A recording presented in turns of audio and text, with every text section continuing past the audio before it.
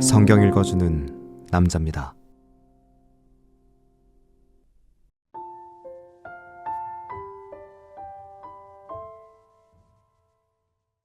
이후에 예수께서 각 성과 촌에 두루 다니시며 하나님의 나라를 반포하시며 그 복음을 전하실세 12 제자가 함께하였고 또한 악귀를 쫓아내심과 병 고침을 받은 어떤 여자들 곧 7 귀신이 나간 자 막달라인이라 하는 마리아와 또 헤롯의 청지기 구사의 아내 요한나와 또 수산나와 다른 여러 여자가 함께하여 자기들의 소유로 저희를 섬기더라.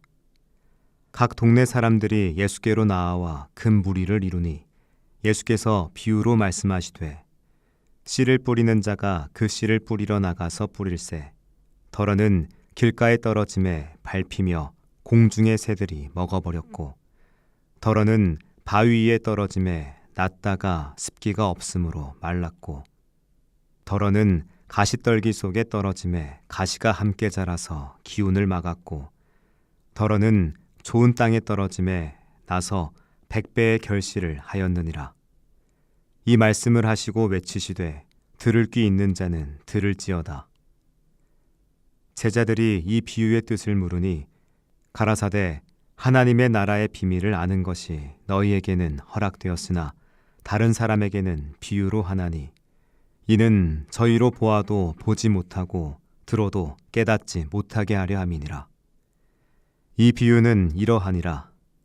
씨는 하나님의 말씀이요 길가에 있다는 것은 말씀을 들은 자니 이에 마귀가 와서 그들로 믿어 구원을 얻지 못하게 하려고 말씀을 그 마음에서 빼앗는 것이요 바위에 있다는 것은 말씀을 들을 때 기쁨으로 받으나 뿌리가 없어 잠깐 믿다가 시험을 받을 때 배반하는 자요 가시떨기에 떨어졌다는 것은 말씀을 들은 자니 지내는 중 이생의 염려와 재리와 일락의 기운이 막혀 온전히 결실치 못하는 자요 좋은 땅에 있다는 것은 착하고 좋은 마음으로 말씀을 듣고 지키어 인내로 결실하는 자니라.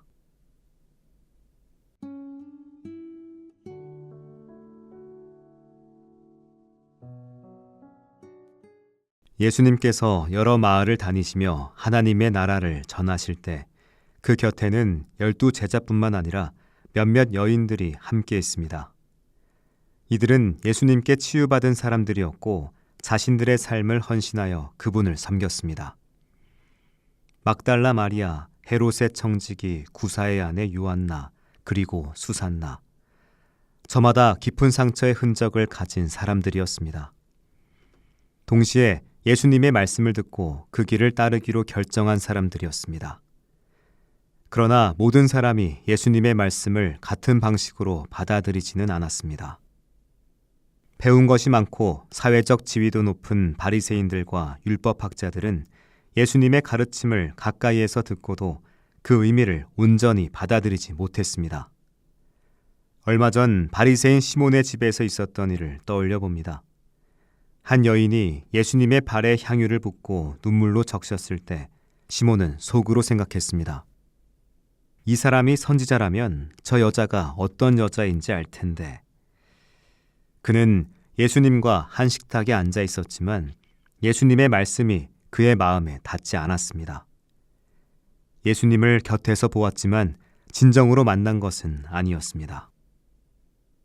예수님께서는 이 차이를 너무나 잘 알고 계셨습니다. 그래서 씨 뿌리는 자의 비유를 말씀하셨습니다. 똑같은 씨앗이 뿌려지지만 어떤 밭에 떨어지냐에 따라 결실이 달라집니다. 길가에 떨어진 씨는 곧 새들에게 먹혀버립니다.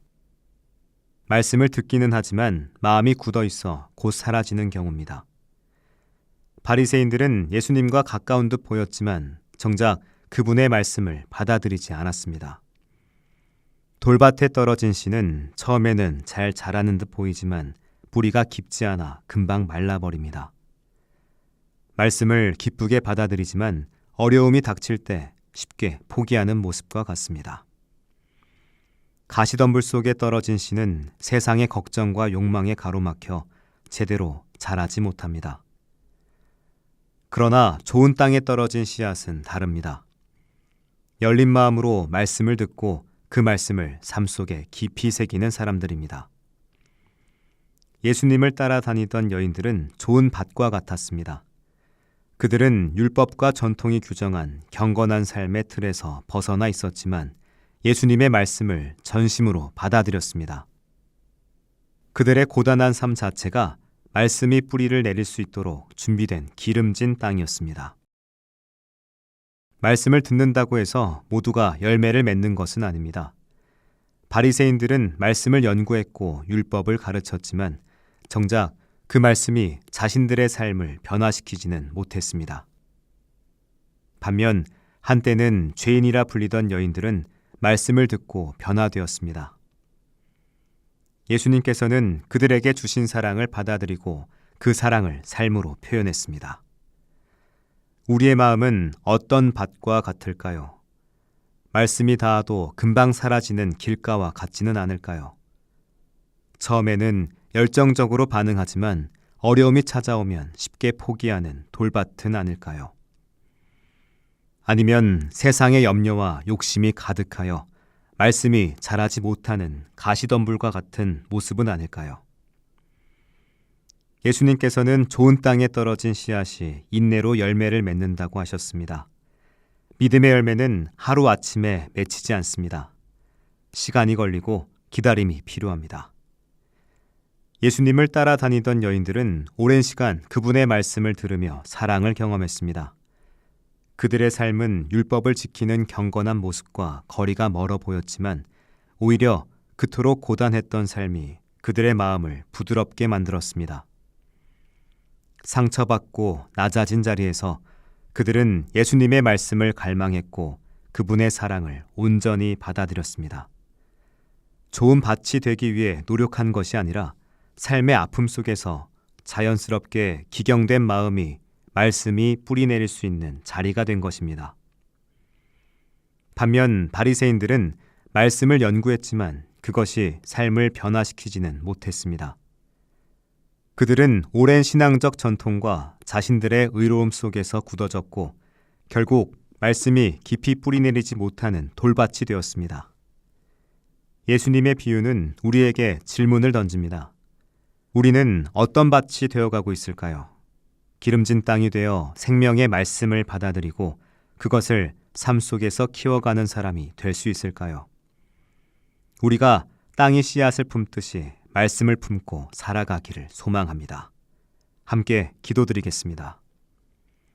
주님, 아픔을 통해 제 마음을 좋은 땅으로 갈아엎으시는 주님의 은혜를 기억하며 오늘도 말씀 품고 살게 하소서.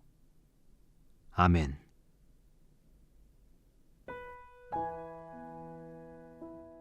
지금까지 묵상에 함께하는 교회 홍정한 목사, 내레이션 성경 읽어주는 남자였습니다.